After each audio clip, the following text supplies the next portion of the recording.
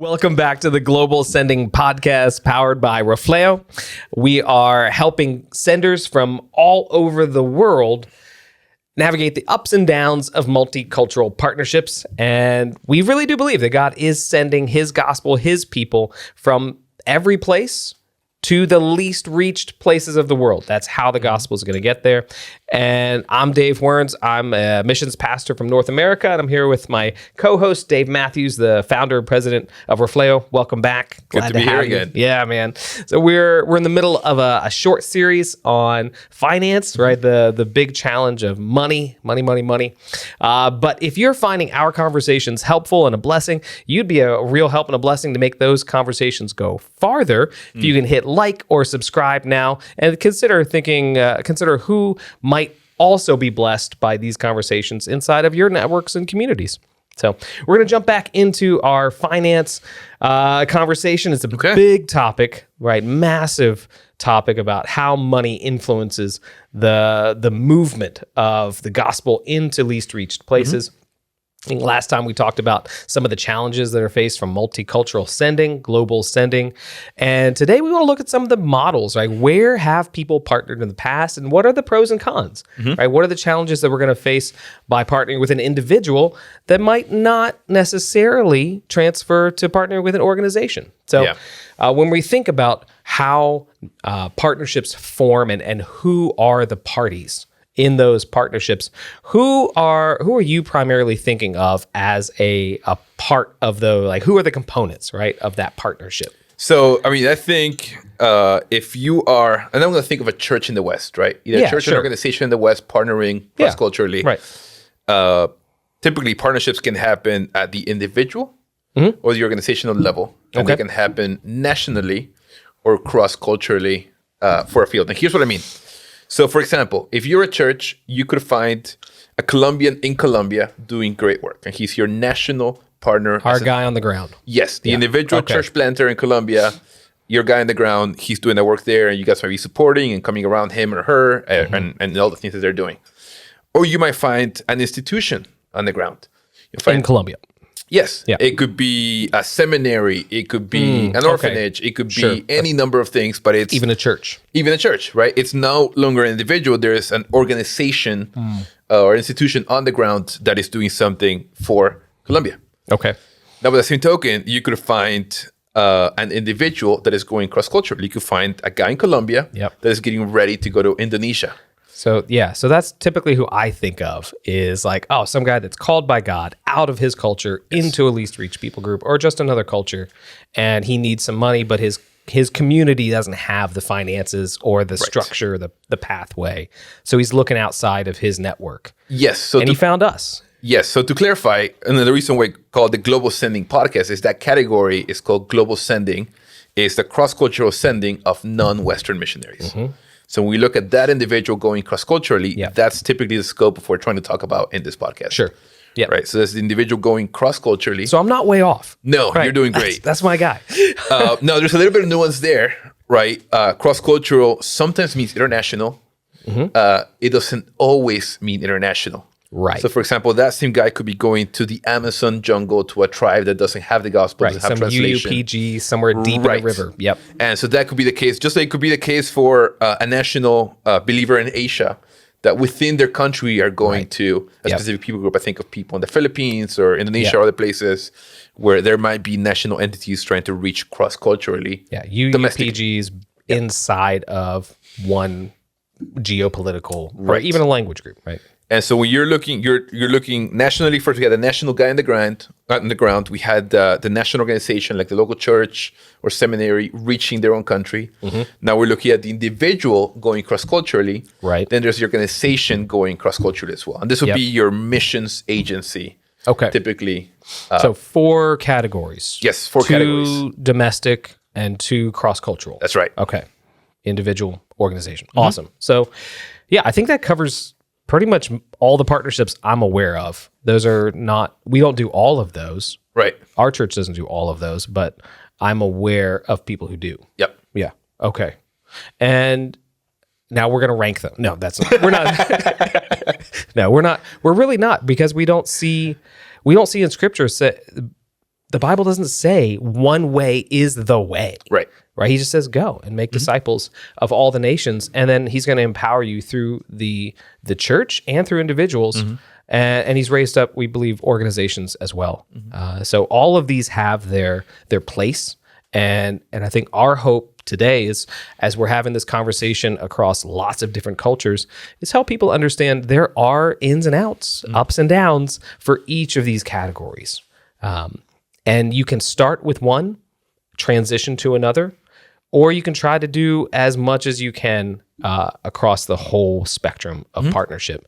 But understanding where you're at and what God's really given to you to steward, we might be able to show some of the places where you can maximize that and really accelerate one of these partnerships. Where you want to start? Individual? Sure. Let's start with an individual. Start your guy on the ground. Who's our man? Part of the question typically for me with the guy on the ground model is, how did it start? Right? How do you find your guy on the ground? So you're a little church in the middle of Ohio. Where do you find this guy on the ground in Guatemala? And so generally, I don't know what stories you've heard, but I've heard that his cousin works at Chick-fil-A, and that's how I know. It's always Chick-fil-A in the middle. It has to be, right? Yeah. If you're in the middle of Ohio, if you're not at a Chick-fil-A, do you even love Jesus? So. Yeah. So no, I mean, oftentimes it is somebody that knows somebody. Or it is, we took a short-term trip and we happened to meet this one person we really connected with. Because you need somebody to facilitate the trip. Right. And you build that relationship. And that a lot of times that's how that happens. Yes. So I think part of the question in figuring the guy on the ground is the selection process here. You may have met him through somebody else. You may have met him because you took a trip and you met him down there. It may have been somebody that called on your website or Facebook account for your church, because those things do get a lot of those. That's right. But somehow you made this connection. I think my first question for the guy on the ground and the church partnership, as they're starting to explore it, is how do you vet this partnership, right? If it's the first person you get to know from that country, and that country or that location for ministry is foreign to you, is how do you know this guy, this gal on the ground is legitimate, is qualified, and it is a good investment God is inviting your church or your organization to go into. Yep. Most of the time, the churches that I'm connected with haven't had a very deep level of intentionality into vetting. It's more proximity. God brought him to us. We met him. We get along. He's our guy. Yep. And it's been that. Yeah. Right? Seen from the other perspective, let's say I am the guy in Guatemala. Yeah. Right. And I'm asking my friend, like, hey, you have a church that started supporting you to do all the things that you do. How that happened? How do I get one of those? How do I get like my honeypot, my sweetheart? Like where's that? Right? And we can start creating from the other side this expectation of, I just gotta find my sugar daddy in the US, right? And there's no filtering outside of proximity or relationship or how do you go about that? Yeah. And so what ends up qualifying people for ministry is not credentials, training, community, calling. It could be visibility. Yep. And that's... Or just language, right? Right. This is the guy that speaks English in Guatemala. And so obviously I'm going to partner with him. Yes. And so that can create some questions around how do you select who you're called to or partner with and so on. So that's one of the questions I will raise. I think that's one of the challenges that churches, organizations partnering with somebody should have. So bringing it back to finance, that's one of the big hurdles of partnership is if you don't have access to those visibility platforms, or you don't have access to the education that it's going to get you a multilingual platform, you may not have the option of partnering, right? If you're in Guatemala and you had to stop school, right, at a certain age to support the family, or you don't have the technological background that's going to make you an influencer in whatever Guatemala social media is. That doesn't lessen your calling, and it doesn't mean you have less of the Holy Spirit, and it doesn't make you less qualified, but it certainly makes you less of a candidate for partnership. Cross-culturally. Yeah. So those are some challenges that I think the North American church is like, I would say theoretically aware of, like, I'm aware that that's a possibility, but I definitely don't consider that as deeply as I need to when I start a partnership. Could I put the burden on the other side for a minute? Yeah, man. So you said it about the Guatemalan guy that doesn't speak English.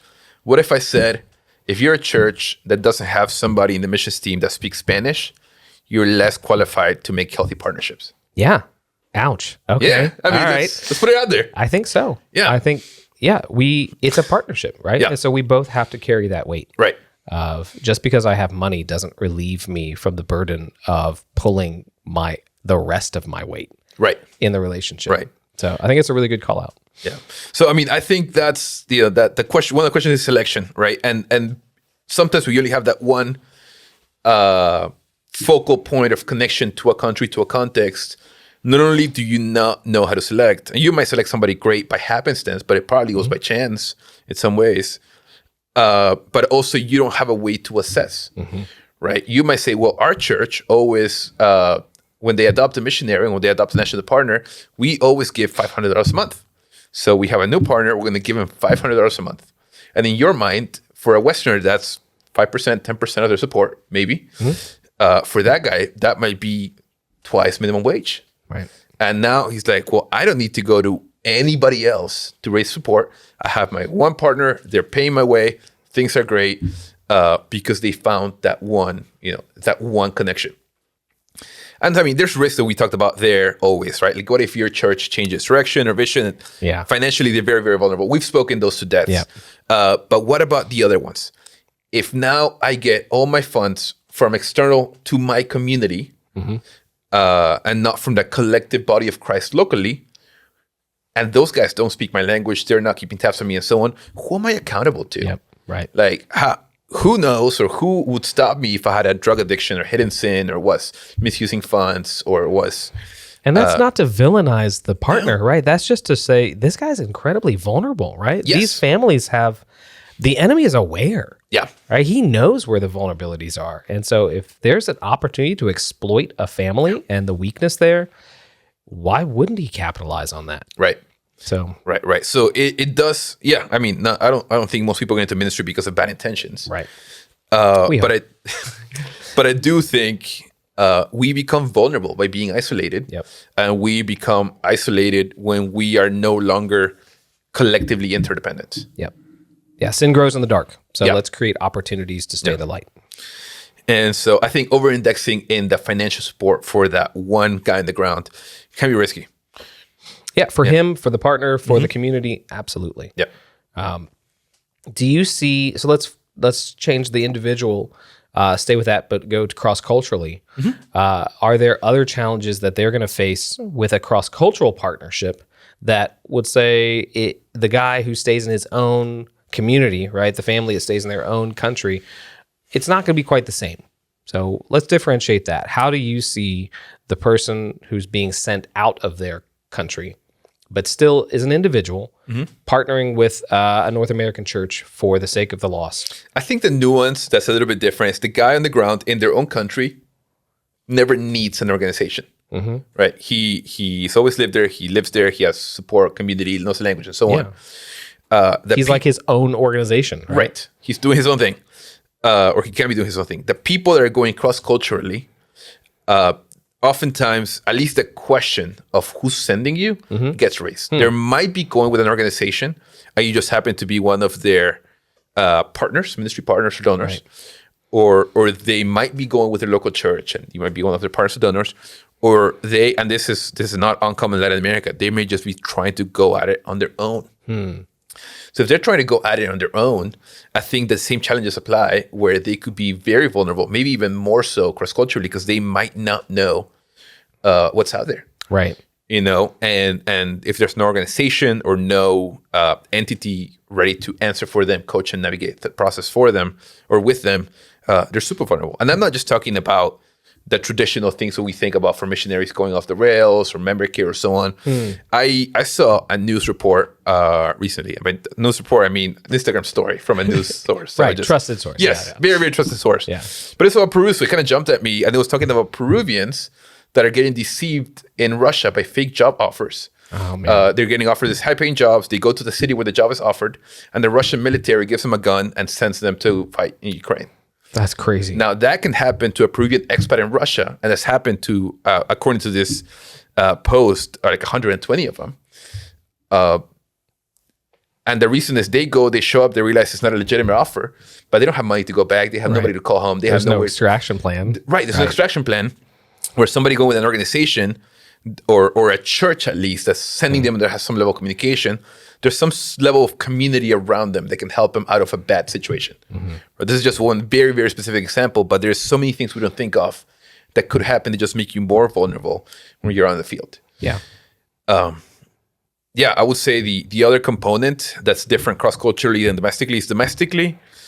Oftentimes it's easier to be bivocational. And so you might be supplementing your income with local work or doing something else, or it's kind of the norm. Yeah. Right. I mean, that's almost the assumption is that if you're going to be in full-time ministry, that's not going to be enough to pay for your kids' education. Right.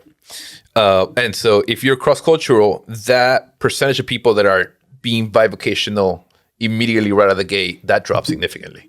Yeah. Yeah. I think another piece that we've seen where there's a financial challenge and partnership is often often the impetus for partnership. Like it's the reason they're looking for more funds.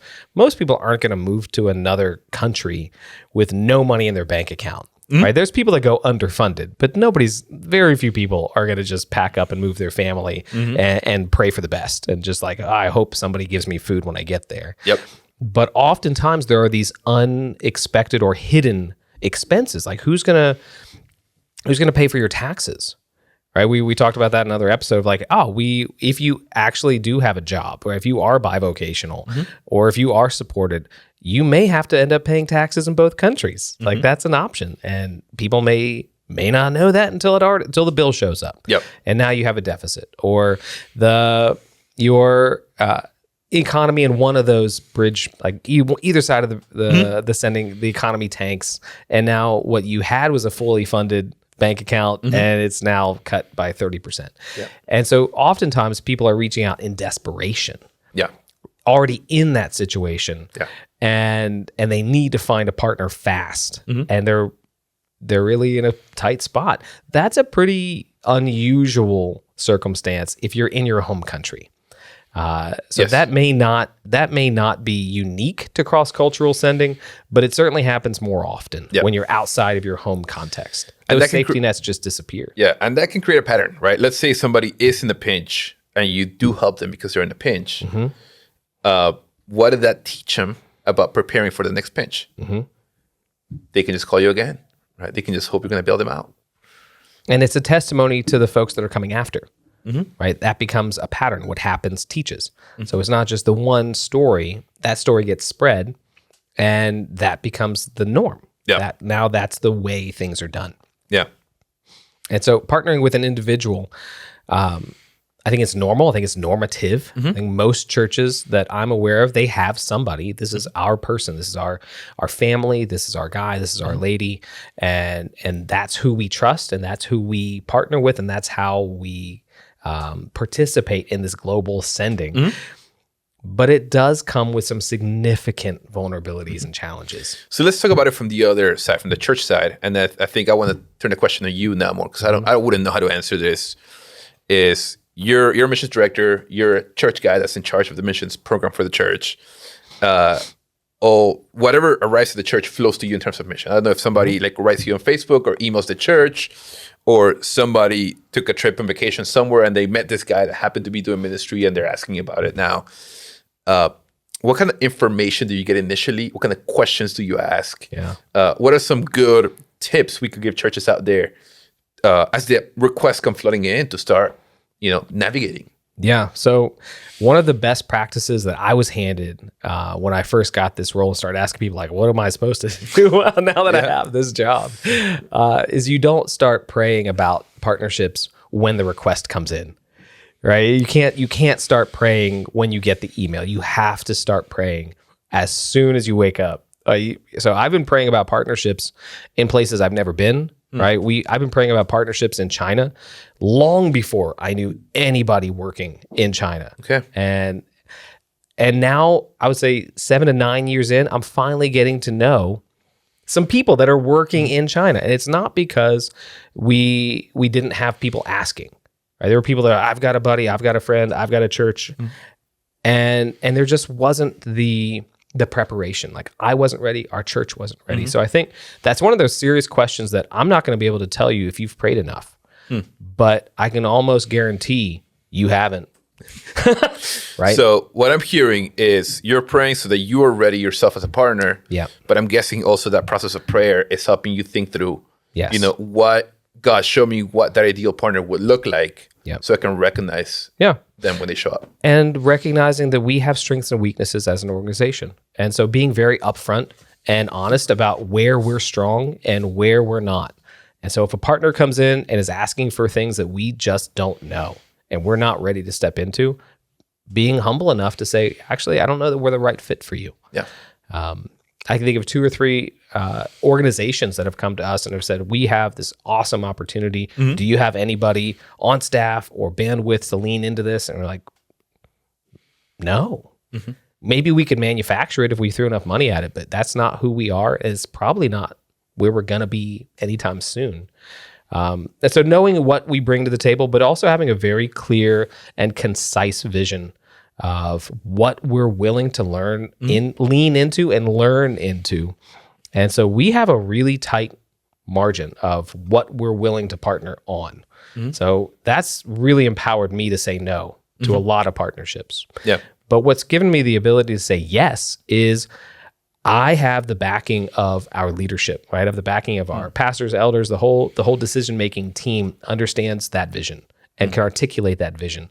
And so we can experiment, right? Now that we know, everybody knows what our church is called into, when we see a partner who's headed that direction, maybe even a couple steps ahead, or a couple steps behind and has momentum, we can say, yeah, let's learn together. And I have the freedom to make some mistakes. Okay.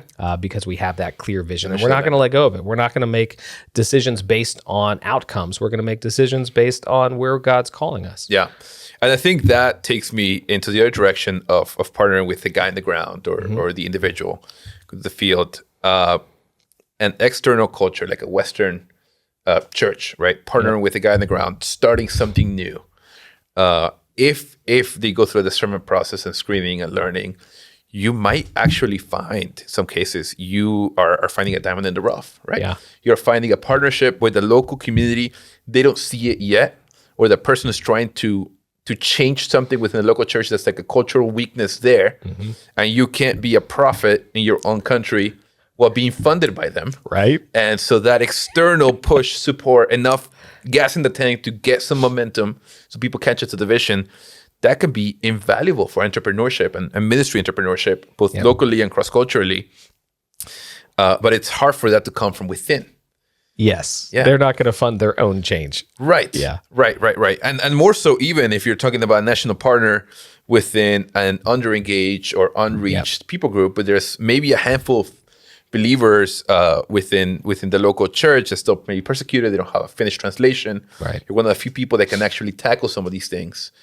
But there's no large church community to go out, raise support from. Yep. Right. You just got to build some infrastructure and some partnership at the beginning to be able to get the momentum going. Yeah. And I think the other, if I was giving advice on how to discern individual partnerships and a little bit organizational, but I think really when it comes to those personal relationships, the biggest factor on whether or not this is going to be a good partnership or a really sticky, challenging relationship is how do they make decisions, right? Do we make decisions in a similar way? We don't have to do everything the same, but if we're making decisions in wildly different ways or based on radically different rubrics and information gathering techniques, that's going to be a huge challenge for moving forward because we're just not going to trust each other. We're not going to trust the conclusions that we come to or the processes we go through. And some of the questions that I might ask would become, I don't know, kind of offensive or unnecessary. And some of the conclusions that they come to, I might agree with it, but it really chafes how you got there.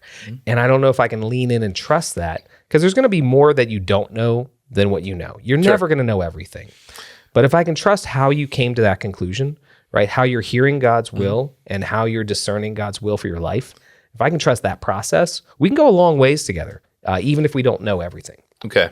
So, I mean, I'm hearing two things, right? How you hear God and the intentionality of the process underneath it. I think that transverses culture in some ways. But you also mentioned, we have similar ways of making decisions, paradoxically in my cross-cultural partnership.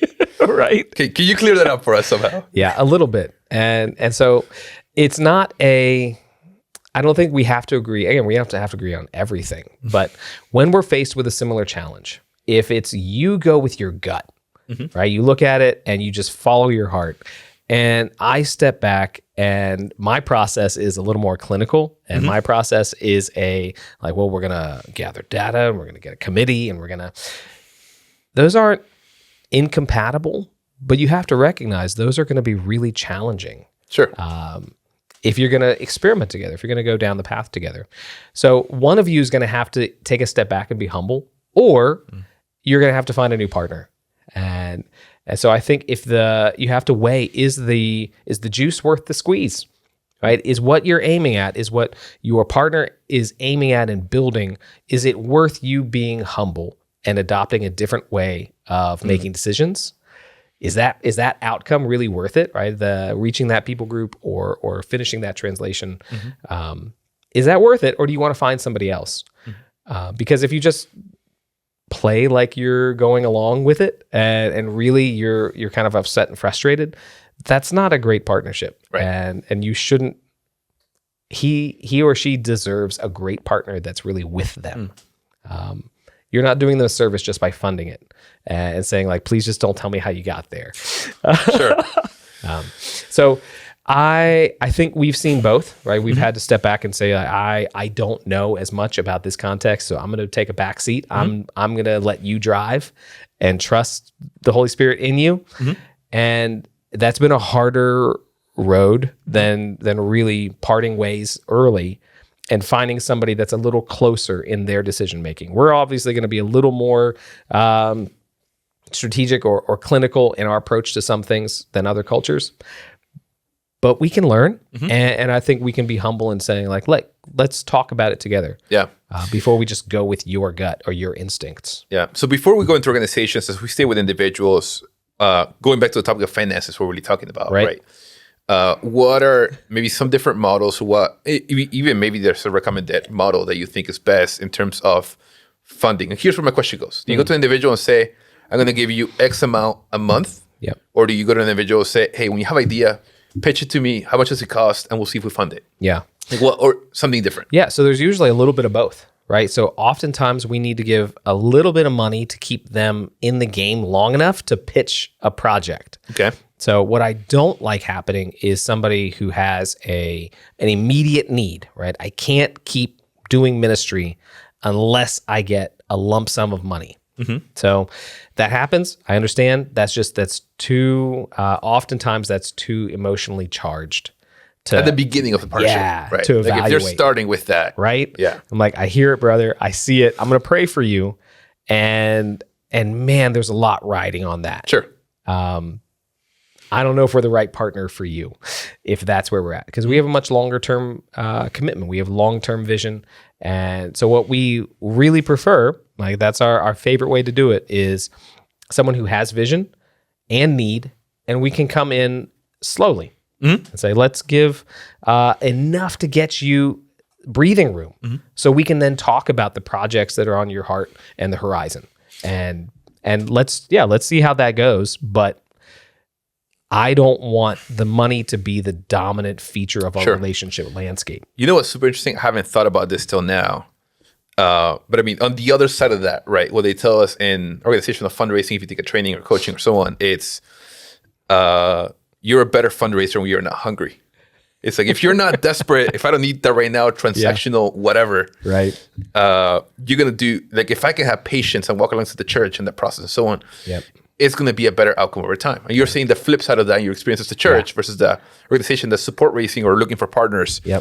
on the flip side.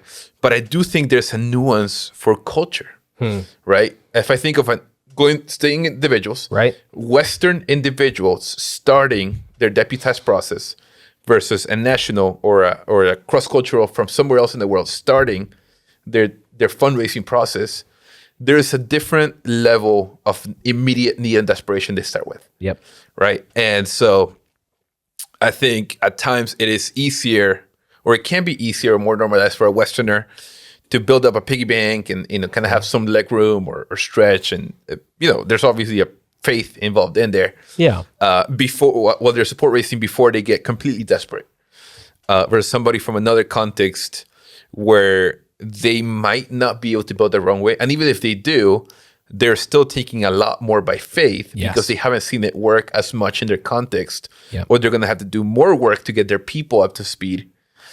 And so you have to weigh that, right? And I think that's where sending somebody cross-culturally versus somebody working in their own context, those are different, right? The runway for somebody going cross-culturally, it's going to be a lot shorter. They're going to need that finance. They're going to need that money now. Yeah. Or at least they're going to need a chunk of it sooner. Yeah. And more consistently. So you can't, I wouldn't say that it's an all or nothing, right? You can't just say, it's got to be, you have to have your cushion built up or we can't partner. We can be a part of that building of cushion. I think that's one of the advantages of North America is we have a wider margin and we can absorb some of that risk while they explore God's calling. But it does go back to, we have to understand each other's challenges well, because that might be a longer on-ramp than I'm comfortable with.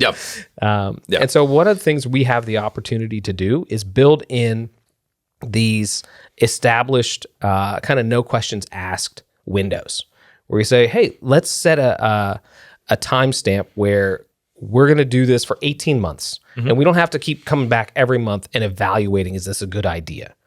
But we're going to have a conversation, like you're guaranteed you're in 18 months. Let's have a conversation maybe every other week or every month to say, is this working? Is this right? Is this how we actually want the relationship to form? So we can take money as much as you can off the table, right? Yeah. It's not the dominant feature of our conversation. So there's an emotion or financial safety built into the conversations we can build on that for a while. It's an arbitrary on-ramp. It's manufactured. We both know that's not the real hard stop, but it does create that space. Yeah. Now I'll make two last comments about the individuals before we shift to organizations.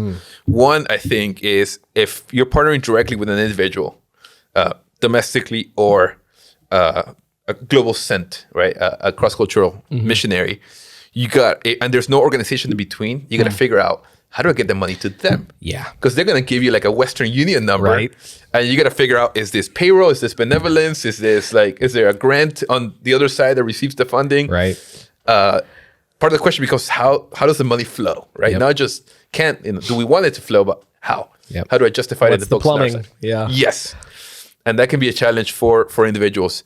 The other thing I would say, and I've seen this not as much with the national guy in the ground partner, but the Latino that's cross-culturally sent. And I've seen this occasionally, not with individual churches that partner with them, but sometimes denominations or agencies that try to launch their own sending branch within Latin America. Is they get so desperate to make it work that they just fund the entirety of the thing. So they'll come and say, if you're willing to go with us, we'll pay for everything. You don't have to fundraise. And they end up attracting people that may not be in it for the mission. And even if they're in it for the mission, the refinement and preparation process of going is not a fundraising trial by fire that builds resilience for them. But furthermore, because those are already two things that are challenging, right? But furthermore, we've seen then that can be harmful to other organizations, especially national entities. That's what I was thinking of. Because then that same candidate is going to come to us and say, well, they're paying my full ride. What are you offering? What are you doing? Right? And in some ways, it poisons the well a little bit for organizational expectations, or creates a mismatch where, I mean, if they're in it for the money, we don't want them in our team anyway, right? We want them to be there for the mission. But but it can create that friction, or at the very least, the ministry jealousy, where we sent somebody that had sincere efforts and desire and so on, and they see somebody else that gets a full ride. That maybe has less qualification or less experience. They just have the right connection. And it is human nature to compare or to ask, what if, or what, and so it does become a weight for some to carry. It creates a vulnerability that doesn't need to be there. Right. It wasn't there before, but now you got to deal with it. And it does create drag on the whole system, right? If we're all on the same team, help a brother out. Right? This is, let's at least be in it together. Yeah. And I'm not going to tell other people how to be faithful with their money in another culture that I'm not. It's like, that's a hard thing to call, but it is something we have to acknowledge that's a vulnerability. It's a weakness that you're going to have to deal with if you're partnering. And we hope that people will partner, but do it with eyes wide open and not in a guarded, cynical way. I think that's another thing we have to be cautious about is there are these horror stories or just partnerships that have gone down in flames because people are sinful and money is difficult. Ministry is hard. And it really is worth doing, though. Like partnering with individuals God's called people into ministry, and ministry costs some money. And that's not something we need to be embarrassed about or ashamed of or afraid of. Yeah. And again, going last point of the videos, there's not always a structure in place. Right. Somebody's got to be the first. Yep. Yeah. And so it can be a legitimate, important work to be done for sure. So shifting to organizations. Organizations are very different. Yeah. We kind of talked about these two categories. We talked about institutions domestically within their own country. Right. And we talked about organizations going cross-culturally. So give us a few examples of those institutions working within their own country. I think the most, the institution, when I think about an institution in a country doing work among their own people, they're Jerusalem.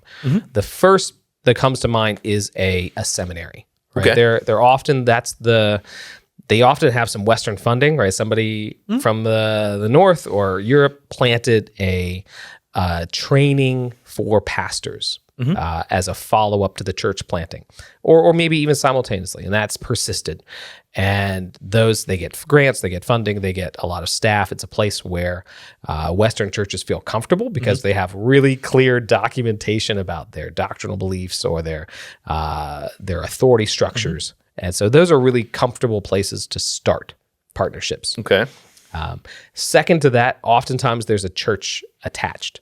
So there might be a network of churches or a denomination. Sure. So that's another kind of institution that I think of when partnerships happen. Oftentimes I'll talk to another missions pastor and he'll be taking a trip and we have a sister church or a partner church or a denominational link to another country. And that's our partner. That's we understand each other well. We think about things the same way because we agree on the same kind of outlook in life. And I think there is a certain safety to that. Right? There's a certain comfort that comes to, I know these are highly structured, organized, and they've got their ducks in a row, and I can see their ledgers if I had to. Sure. And so I think that's a natural draw, especially if somebody's been burned on one of those individuals. Yeah. Where like their individual just went off the rails or died, right? A relationship ended and you're like, I don't even know how to start. I don't even know where to find another one of those. But they went to a church or he graduated from a seminary. Let's just go back to the source. Okay. And so those things are so you gravitate to attractive. I would say there's so many things. I mean, there's like media ministry and radio and like translation or like pregnancy centers, some sort of stuff nationally that people could partner like with. NGOs. Yeah.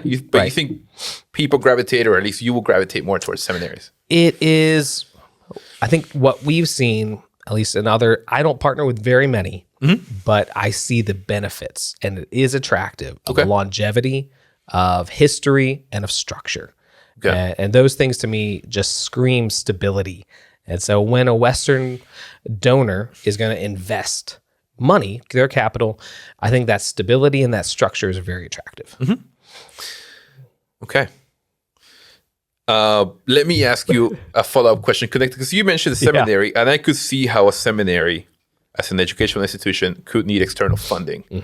I've heard a lot more, and I think even more so in recent years, of the church-to-church partnership. Yeah. Like, we are a church in the States. We found this church in X country. We partner with them. Yeah. And sometimes it's coaching and, Sure. share learnings and so on, but oftentimes it's financial support. Yep. There's places among the unreached and frontier work and so on where the church is very much just starting to become mature. Yep. But I think of my context in Latin America, where Peru is like 20%, Yeah. Christian, and Mexico's 10% and so on. Why does my church in Peru need external funding? Let me ask that hard question, right? Right. Yeah, so we've seen a few different places where the vision for that church. So let me walk back. What it typically is land. It's almost up until now, it's been almost exclusively building projects. Okay. Capital campaigns. And capital, yeah. They need a building, they've grown or outgrown, or something happened and they need property. And property, just land, is a huge commodity everywhere in the world. It's only getting more important to own property, but it's a crazy amount of money in most places. So if you didn't inherit it, you need some external funding. And it's also the easiest way. I don't want to paint people in it's the easiest way to get a lot of money with very little accountability, because your partner's almost never at the table with you with the realtor. Sure. And so you can get a ton of money for a very legitimate need, but virtually no oversight on how that money's being spent. Right. So that's tough. Okay. But it is, I think that's the reality. What I'm seeing now are ministry projects, ministry opportunities where a church has a vision for a population, right? Whether it is that underserved, impoverished community that's next door, but they really don't have the talent. So there's nobody that's inside that's able to really lead that. So they need to hire somebody, or they have an individual that has the talent, but they don't have the stuff, right? Whether it's the building or the equipment or something that takes a lot of capital to get it off the ground and running. Occasionally, we'll still see some service projects that need monthly or annual infusions of cash. But typically what you would see as healthy financial partnership tends to gravitate towards those bigger land projects for churches. Yeah. When you said land, something else jumped at me. And I love your take on this, because it's a category. Yeah. So in the local church, that's not going to be existentially nimble and changing constantly and growing exponentially too quickly. Investing in land, investing in property, makes sense, right? You're not going to triple in size maybe in a year where you need to rebuild your home. Probably not. Or completely relocate your team or something. Right. But then there's other ministries that look for land and infrastructure that it doesn't always make sense. Like I think we're at the other end of the spectrum. We're a completely remote org. Right. Like, we invest in webcams. That's not the only reason we partner with you. Right. But there's definitely a benefit. A different model, right? Yeah. I mean, we invest in software more so than we invest in rent. Yeah. But there is this category that in missions has become very common that comes around retreat centers. Yeah. Or member care, Yeah. whether it's camps or apartments or homes or something. Yep. And my perspective for ministry, just wanting a nimble organization, it's always cheaper to rent. And two is then you're letting the vision drive the location, the need, the size, the whatever, and not the location and having to justify the investment drive the direction your ministry is going. Yep. So how have you seen in national partnerships saying, we want to build a camp, we want to build a retreat center, where they could rent one once a year from all the other denominations that have one in town? Like, how do you see that? Yeah. I think it goes back to that decision-making process. Okay. Right. It's like, all right, well, how do you perceive your calling? And how do you follow and be faithful in that? And so I think a lot of people have the vision. Like, we end up seeing a decision maker has the vision, and they want to bless a particular community or demographic, and they're not being, they're not opening up that conversation to say, are there other ideas? So we've also seen a little bit of denominational and organizational infighting to where it's not always an option to partner or rent from one of the other institutions. So I personally shy away from a lot of those big capital campaigns because they're pretty messy. Oftentimes you're working with really dynamic individuals that have they've got their vision, they know where they're headed, and they're not really looking for input on that. Right. So that's not really a partnership so much as it's an investment. Which is great. I think those are awesome places if that's the place where God's called you to invest. And these are the people that you think God's called you to invest in. That's awesome. But that's certainly not where our organization has always been. And we've done some of that in the past, but it's not where we're headed in the future. Gotcha. Because I agree with you on we want somebody who can adapt. We want something who's the world is changing so much. I think we're going to get we talked about an episode about AI. We're the world's just changing so fast that we love the opportunity to be responsive and not have our money tied up in a plot of land somewhere. And even in places where there is that need for stability, I think that's still a little bit of an illusion, right? That stability can be gone in an instant. Because of government, because of natural disaster, all kinds of things can happen. And so we really like having the opportunity and the option to be, I like your word, nimble. I think it's a really accurate way of looking at our ministry philosophy. And so I think when we start looking at institutions that are doing ministry in their context, one of the places that I would advise, and I think we've seen a lot of fruit, is partnering on a project that has a future. And so not just a translation project, but maybe a curriculum or a training program rather than a retreat center. So how can we equip people? How can we invest in people who are then given a tool who are going to bless that community for the long run, regardless of where they live? Got it. And that does take an incredible amount of capital. Right? It takes a ton of money to educate or train somebody or create a tool or create a curriculum. And so it might end up costing the same amount of money as a land or a building project over the next couple of years, but it's transferable. And in some ways, it can grow. Right? That curriculum might spawn new curriculums, or that individual might then train, we would actually hope, would train a lot of other individuals. And so while I appreciate the retreat center, but I think we're going to make use of it, right? With our trained individual. I want her to be at that retreat center doing debriefs. But when we're investing, I want to invest in that debrief material. Got it. And the debriefer training. Got it. Okay. No, that's very helpful. So, we talked a little bit about institutions within their own countries. You gave some examples of how people may invest, some ways that you guys looked at are helpful, some ways that are more challenging. I think another thing about organizations now, whether it's working within their own country or now working cross-culturally, we're going to get into that in a second, is typically they manage larger budgets. And so whatever your contribution is going to be, if it is larger, it creates less dependence than they would with an individual.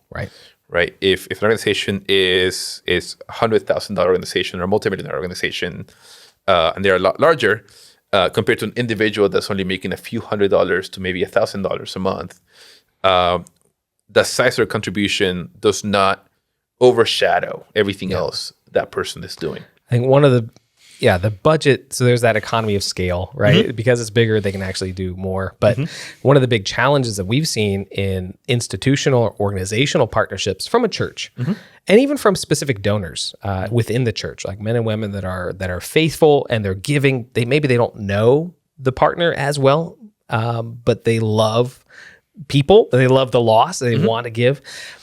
That overhead item, like the expense of running an organization, right? How does the guy at the top get a salary? Is he fundraising? Are the admins being fundraised? Are they salary? Who are these? How much does it cost to keep the lights on in this institution or buy the software subscription? And I think that's just been a really significant conversation piece where some people are very comfortable. They understand that, that's cost of doing business. This is what it takes to run an organization. Other people are maybe less familiar or certainly less comfortable funding something that they believe does not actually touch the ministry. It's one of those benefits of that individual partnership, right? Yep. Every dollar that goes to that lady doing that ministry with the orphans is ministry money. Sure. But I don't know, a software subscription, how is that ministry? How is that? Yeah, so that brings a great topic or question. So you think of the individual, every dollar I'm giving them goes towards ministry, but it might not go towards continuing growth or opportunities or shared learning or connections or something that would develop their capacity over time. Yep. And we felt the strain as we came out as an individual family from missions and started growing our organization. We went from the individual to the organizational support raising. And we ran into, you're too small. You don't have a track record as an organization yet. Yep. And then you're getting too big. You probably don't need us. Too big. And so it's that, there's definitely an excuse if you don't want to give a partner that you can come up with. We'll find a reason not to give. Yeah. But I think going back to business, right? Because nonprofits in some ways, you need to, there's lessons to be learned from business. If I'm selling coffee mugs, right? And I'm scaling my business selling coffee mugs, I probably need a website, and I need marketing, and I need salespeople, and I need delivery, and I need all these other things. And if I said, will you give me an investment for $200,000 and I'm putting 100% of your money and all the money I get just into inventory, and I'm not planning on marketing, delivery, nothing. Right. That's not great, right? And I think when we look at missions, that missionary drinking tea on the ground with somebody is inventory, is the product in some ways. But there's a lot more that goes underneath, behind the scenes, to make that happen well, sustainably. Somebody's got to drive the truck that gets the guy to the... Yeah, and somebody's got to help them avoid the potholes as they get to that place, and mentor, coach, or provide care, and so on. So we want to build something that not only scales, but sustains over time. There's going to be an appropriate level of overhead structure, administrative support that needs to be built into that. Spoken like a true organizational leader. That's right. An appropriate number. Yeah. And I think that's really where the wisdom comes into partnership. Is for us as a partner, what do we feel is an appropriate number? And it's just not going to be it's not going to be it's going to be a mismatch. Yeah. Right? If those numbers are not even close. Right. If you're saying 5 and I'm saying 30, we're at very different places. Oh man, that's not we're not the right partner for that. Right. Even if we have a shared vision, shared passion, maybe we can do some projects together, and that's great. And maybe that number might change as we pray together and we understand each other and build trust. That number might change, but it's helpful to have that as a real starting point to say, where do we see financial faithfulness in our organizations? And the organization to organization partnership, I think the individual to organization is one role, but I think an organization to organization partnership, especially cross-cultural, those are really crucial conversations. Yeah. And I think North American churches, say what you want about the influence of business. We are heavily influenced by business theory.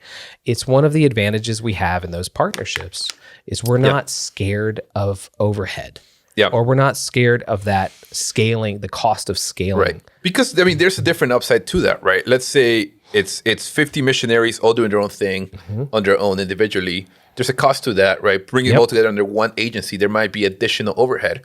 But then that agency publishes a resource, and it has a much wider audience than any one of those people publishing the resource. So you have a reach, or you have other things that you learn from one place you can bring to another. We'll go better together. Right. Yeah. Right. And so there's upside of organizing the work into a specific structure. So we are a little biased, right? Sure. We are coming at it from an existing relationship, and because we've seen it work, right? We've seen God bless it, and we've seen people have been protected and sent well because of organizational partnerships. And what I would go back to is going back to last episode we're talking about in global sending and sending Latinos. There's all these things that end up being bigger than a candidate. Like, how do you move the money? How do you do this system, that system, and so on. At some point, you need these bigger groups to tackle the bigger questions so that the little guy can do what they're called to do. And so that every individual missionary isn't having to solve the problem reinventing the wheel. Yeah. Again and again. Yep. Let's fix it once or twice. Yes. Right. And set it for a little while so that so many more, prop the door open so more people can go through and more people can be sent. Because God is calling. He's calling people from all over the place. And if those structures and pathways aren't set, or at least being prepared, we don't have to solve every problem. But if they're not being prepared, man, how many folks who have the passion and the calling and the availability and the desire and the skill are going to be held up in unnecessary hurdles? Yeah. So I think you've outlined it pretty well. I mean, there's some pros to partnering with an organization. You decrease individual dependence. You can, through your gift, potentially reach a much wider audience, have a much broader impact. But on the flip side, there's some administrative costs. Yeah. You might not have a direct line from how I gave my money to exactly how it ended up being used to create fruit for the kingdom. Yeah. And that also depends on the organization. I mean, some organizations that do global sending, like Reflejo, we do have capacity for designation. You can give to a specific project or area or ministry. Yeah. Others may not, or they may pull funding or have something a little bit different of a model. Yeah. So it does depend on the partner too. And I think you can also have just a spiritual disconnect as an organization partnering with another organization where it becomes so transactional and efficient that you really do sort of lose sight of, well, what are we trying to accomplish here? Sure. And you get really dialed in on the efficiencies, or really dialed in on like, oh, we're maximizing our stewardship. Look at us steward so hard. And you're not as connected, or you're not praying for or in touch with the people who are doing the work of ministry and touching hearts. And you start like, oh, well, they're just product. And they're not. Right? These are individuals. These are men and women who love Jesus and are loved by the Father and are sacrificing their lives. And they're not just line items. And I have to check my heart as I look at spreadsheets and I hear pitches and I'm dialing in these partnership opportunities and so I have to create and cultivate opportunities to have that interaction. I have to talk to. So it's I take phone calls from workers, right? I take Zoom calls from workers. I respond to text messages from workers because I have to have that. I have to have that spiritual connection with people doing the work, or else I lose the ability to make wise decisions on their finances. Yeah. So let me ask you a couple follow-up questions. I think this would be helpful for the audience. First one would be, we're partner organization to organization, right? This is what we're talking about right now. How do you see you personally and Grace being able to connect with Reflejo or another one of your partners where you think, hey, here's a bright spot that maybe others can implement in their own contexts? Sure. Yeah. So you've given us some awesome opportunities to loop in talent, volunteers from our congregation who have time, even if it's just a few minutes a month or a few hours a week, that they can invest in the infrastructure, right? Whether it's media or language learning or partner development, that's an incredible opportunity that we wouldn't have had unless there was this organizational trust. Right? You're not going to put all of those needs out on Instagram. Like you're not going to like, hey, I need somebody to look through. So maybe some of them. Sure, but I wouldn't just ask a total stranger to handle our books or something. Exactly, right? Sure. And so that's only something we get through friendship and partnership and relationship. And I think that's invaluable. I think pathways where we have been able to serve kind of in the moment needs, right? Somebody has an emergency flight or an emergency medical situation, or even an emergency spiritual, like just really under spiritual attack. And our church has been able to lean into that. Quickly, like mobilize prayer. Yeah, right? Yeah. Because we have that relationship already there. And our organizations are built to then facilitate those. So we're building prayer structures that mirror some of the prayer structures that you guys had already in place before we even met, that God's been growing in your culture and community. And so we get to mimic that in a way that I think really leverage each other's strengths. Yeah. And then even we're going to be doing a joint, like an assembly, a summit this summer, where some of our students get to interact with some of your staff, and I think that it hasn't happened yet, but I'm super excited about where that's gonna go. Right, that's mobilizing my people using something you were going to do anyway. You're going to train You're going to train your folks. You're going to do a retreat. You're going to do some coaching, and if my students get to be even just a fly on the wall, I think you're going to invite them into some of those conversations, which is crazy. You don't know these kids, so, but buckle up, man. Talk about partnership, but that they get to be part of what God's growing in Latin America in a really personal way. Maybe too personal, maybe cleaning some showers or something. That's pretty personal. But that's something that we wouldn't be able to manufacture on our own. Right? Just like, hey, we're going to go find somebody to teach our kids how to be a missionary from another culture. That doesn't just show up. You have to, that's a trust relationship, right? I don't want anybody training my students.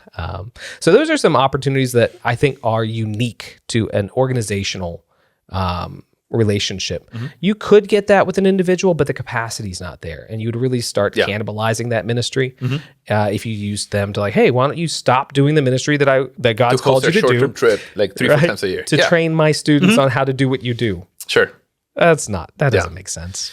So to the church listening right now, maybe it's a small church. They don't have a missions director on staff. They may have a team of volunteers that meets once a month to discuss missions and a much more limited capacity. What are some ideas, some recommendations where they can start? Yeah, so I think joining some networks that will give you access to other organizations that are of a similar size and a similar pace. So a small church joining into a massive machine, you can get really like just steamrolled that way. Get lost in the weeds. Right, exactly. But if you find organizations that are of a similar size and a similar pace, but I think, like you said, finding those folks can be a challenge. And so fortunately, North America has some networks. I think we found each other through some local networks that were targeting specific people groups. There's lots of advocacy networks that they don't cost money to join, right? It really is just a relationship there. And then there's some formal ones like GACX. Yeah, GACX, right? So there's a little bit of a membership there, right? Some vetting that goes on. Missionexus has some membership there, but those are communities where you don't need to stay in it forever. Are you staying in it long enough to find the right people? Sure. Right? So you budget 2 years, a year of membership and say, let's go with the purpose, not just of learning about what God's doing in the world, but of really connecting with our people. Who are the organizations that match us? So you have your list of questions and you ask around. And I think your name came up through 3 different organizations because we were asking really specific questions about Latin American sending. Right? Who's God using to send Latinos to unreached people groups? There aren't 50 of you.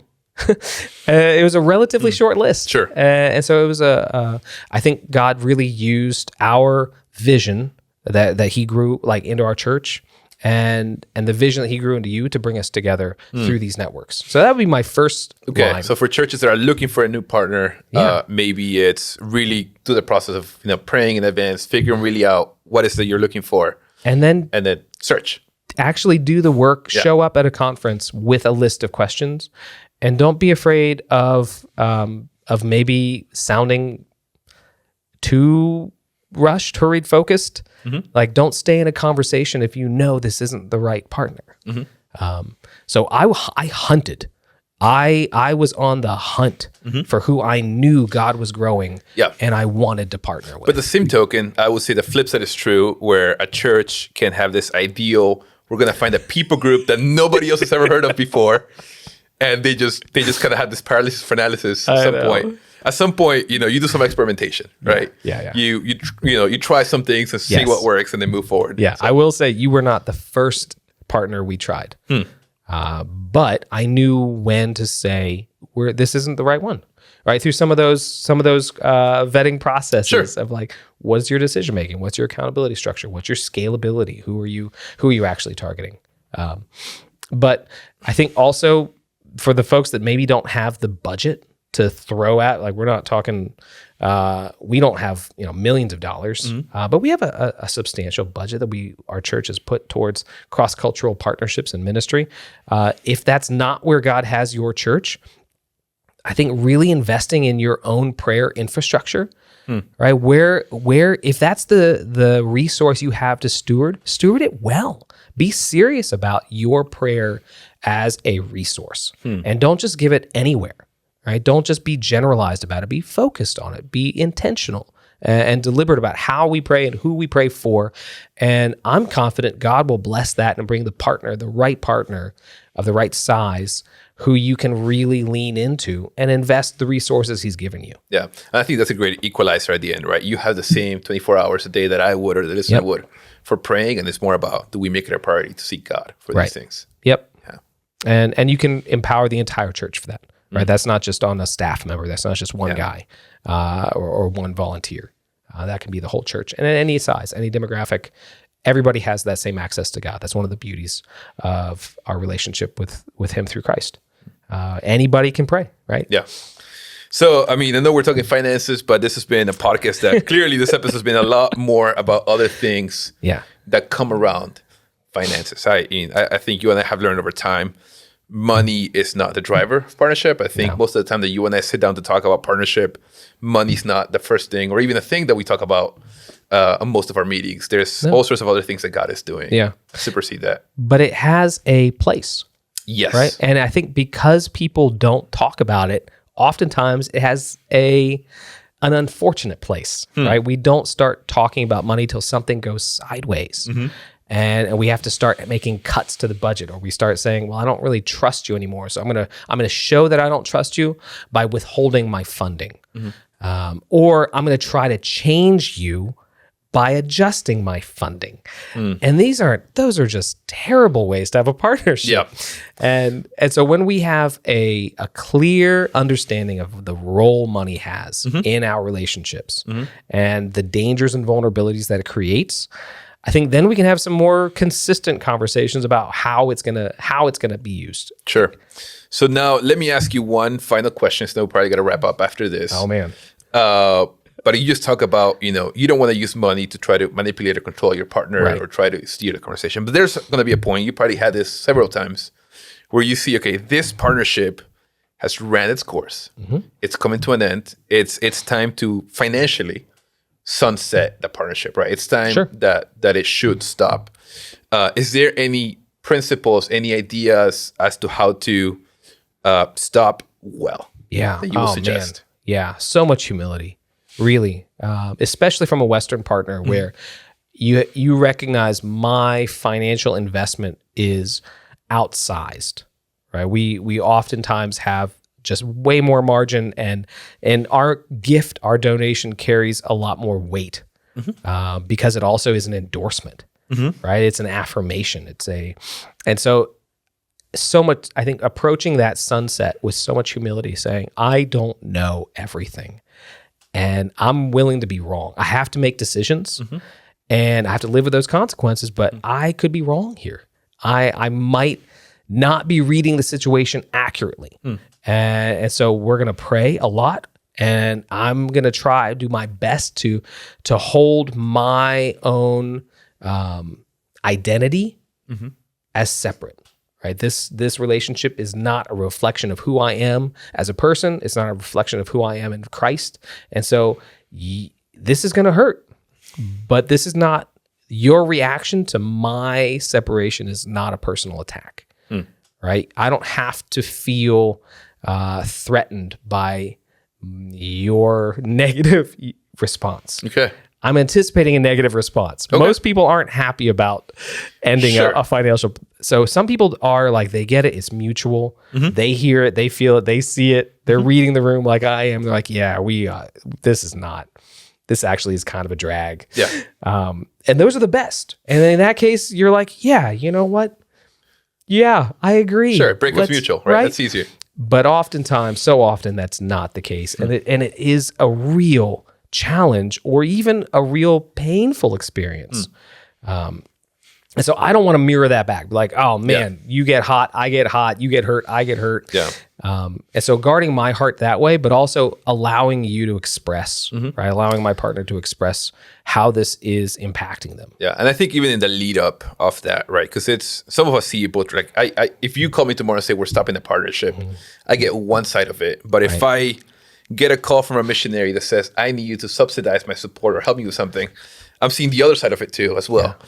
And I think at some point, even leading up to the conversation, leading up to delivering the news, I would say, you and I, we both got to check ourselves and remind ourselves, we're not the savior here. No. We're not the owner of these resources. Right. These are God's, and he'll find them elsewhere if he wants us to continue. Yes. He will care for his son, daughter, ministry that he's invested into. He has way more resources than we ever do, and he cares way more about these projects, these ministries, these people than we can. And we have the margin in our budget. We choose to be as generous as we can in the breakup. So when it is time to power down, we try to be as proactive as possible. Give some runway. Yeah. Say like, well, what else? What is it how is this going to impact your long-term plans? Is there any way we can help mitigate that without continuing the partnership unnecessarily? Sure.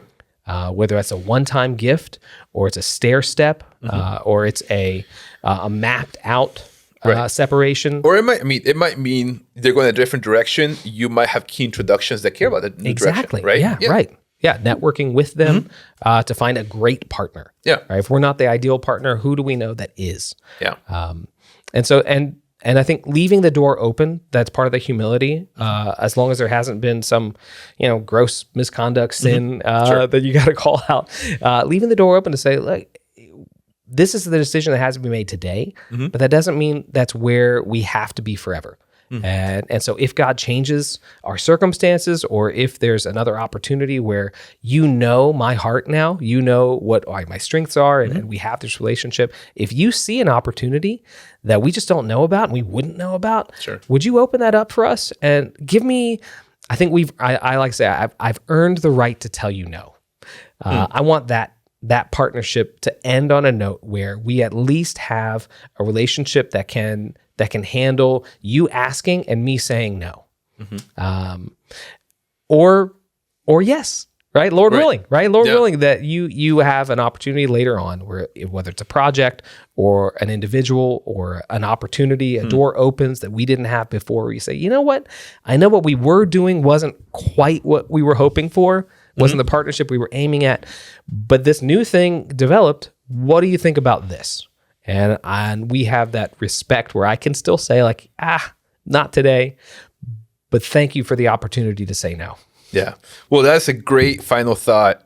Really appreciate it. I'm glad I asked that question because I wasn't really sure where you were going to go. Why don't you close this out? Tell us a little bit more as to what should people do with this information? Yeah, right. So we do hope that partnership happens. Right. The whole reason that we have these conversations isn't to discourage people from partnering, whether it's with an individual or an organization. We really hope and we believe, I think that's a mutual, one of the reasons we're good friends and partners, we really believe that we are going to go better and farther together. Right. God's called us into the mission together. And so we want to share that. We want to help other people partner and go farther together as well. And so subscribe, comment, pass it on to your network. That's going to help these conversations go further and impact others. But for you, as you're praying about what partnerships are in front of you, I think doing a diagnostic, if you have partnerships now, where are you with those partnerships and are they healthy? Are there adjustments that need to be had? What role does finance and financial investment play in your partnerships today? I think that's one of the biggest questions that I hope people take away from this conversation is where has God given us the ability to lean in with finance to these multicultural partnerships? And if you're just getting started, right, you don't have those partners yet, or they're just getting started, really praying and evaluating where is our strength, where is our vision, and how do we grow these partnerships, not without risk, right? But with an honest assessment of the vulnerabilities. So if you're not praying, start praying. If you're not partnering, start partnering. Yeah. And like, share, and subscribe so that we can partner a little bit more. Wonderful. Well, thank you, Dave. This has been very illuminating, very fun to do today. Yeah, it's a blast. I can't wait. We have a little bit more of the convection to have. I think right. Hopefully we'll get to talk to some experts, people that know what they're talking about. Yeah, instead of just the two of us. Yeah, right. Yeah. No, but I really appreciate our friendship and our partnership, and I thank God for how He's brought us together. Yeah, thank you. And how He's brought us together. So see you guys next time.